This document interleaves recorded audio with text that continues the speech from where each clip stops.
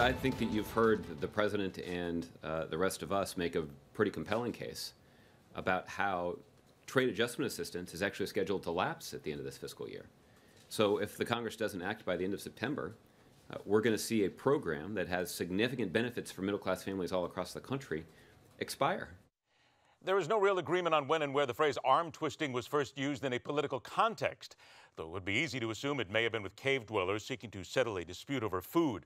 Flash forward to this century, slap it down in Washington, D.C., and see where it really hasn't changed much. Only the main course now is power, and the arms in question seem to snap a whole lot easier. This time it's all because of a trade deal that isn't quite dead yet. That and much more. Let's dig inside the Beltway with Washington, D.C. insider and Newsmax chief political columnist and White House correspondent John Gizzi. John, let's get right to it here because Paul Ryan, John Boehner, everybody is going to start twisting arms here. Are they going to get any change in Obama trade by Tuesday? I doubt it, and I'll tell you why. For one thing, it was a very strong coalition in the House that defeated the Trade Adjustment Act by a resounding 302 to 126. This was late Friday afternoon. Democrats who are following the lead of organized labor and basically telling the president who said, you vote against this, you vote against me, well, there we are. That group of Democrats combined with Republicans who, as Oklahoma Congressman Steve Russell put it, said, we don't trust the president with this kind of power. It's hard to put Humpty Dumpty back together again after a coalition defeat such as that inflicted on the trade legislation on Friday. John, what's going to be the repercussions of this to President Obama here in his 1 year plus left? Well, I hate to put it this way.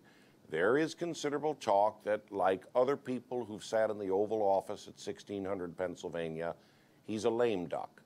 More than a few in both parties are saying now he's a dead duck and that he will not be able to get any key legislative initiatives, if he has any, in his twilight days in office. The very fact that he could not make a personal case to rally his own party in Congress is pretty strong evidence. Let's stay global, if you will, for a moment here. Greece and the consistent financial issues that we have heard about this country now for years, it would seem. I know that you're talking to people inside the Beltway, and they are telling you that it does not look good for this country.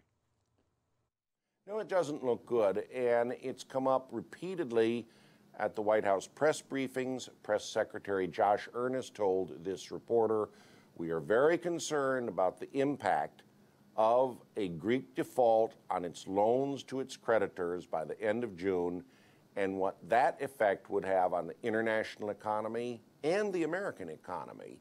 We are so interconnected, he said, that it could easily affect the American economy just simply through people who are invested across the ocean. Now, frankly, another factor to come up with and look at, if Greece is forced out of the euro currency and doesn't pay its loans, one has to remember, someone's got to pay it, and it will be the countries that put it together and the institutions that do. The International Monetary Fund, of which the largest shareholder is, you guessed it, the United States. All right. This may sound esoteric, Ed.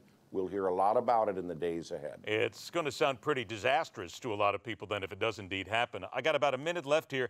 Jeb Bush says, I am running for president of the United States, but some people seem to feel he is a weak candidate, even though he's probably going to raise a lot of money. What do you think and what do you hear around the Hill?